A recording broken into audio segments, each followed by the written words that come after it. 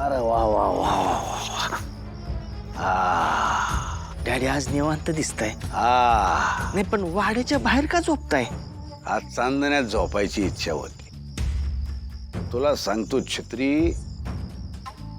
अशी शांतता कुठंच नाही बघ. बापर डॅडी काय बघतोय मी? तुम्ही इथं का झोपलाय? काय झालं? लय दिवस जेलमध्ये होतो ना, मोकळा आकाश दिसतच नव्हतं. म्हणलं आज चांदणे बघत झोपाव. डॅडी तुमच्या डोक्यावर परिणाम झालाय का? काय ते येडे उद्योग लावल्यात तुम्ही? तुम्हाला परत जेलमध्ये जायची भीती आहे ना, म्हणून तुमचं डोकं फिरलंय बरं का? आमचं डोकं फिरलं का नाही माहित नाही, पण तुम्हाला जास्त आली नक्कीच. छत्री, पाणी घेऊन वत त्याच्या डोक्यावर. त्यानं तरी अक्कल येते का बघूया.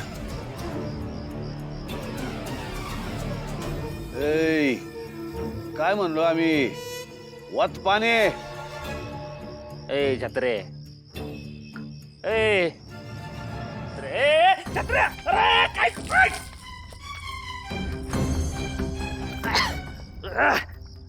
डॅडी काय चाललंय? तयारी सुरू आहे चिरंजीव. आपल्याला लवकरच एक लढाई लढायला लागणार आहे, आणि ती जिंकावी बी लागणार आहे. कसली लढाई? कसली लढाई? तुम्ही फिरताय दारू ढोसून, आणि तो सूर्या फिरतोय आमच्या विरोधातले पुरावे शोधत.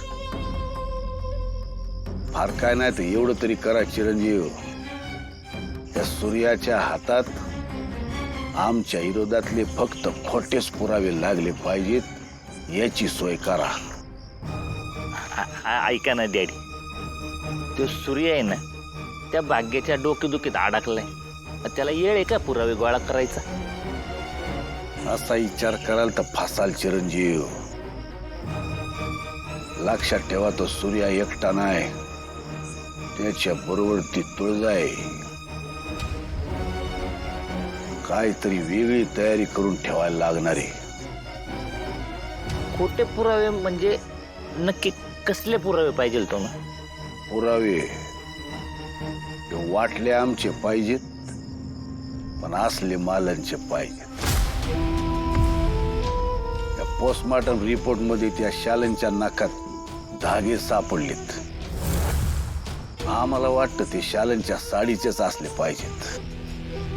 आणि तसं असेल तर शालन आणि मालन एकसारख्या साड्या नेसायच्या हे तुम्हाला वेगळं सांगायला नको. हीच संधी. आज रात्रीच मालनच्या साडीचे पुरावे तिथं पोचले पाहिजे.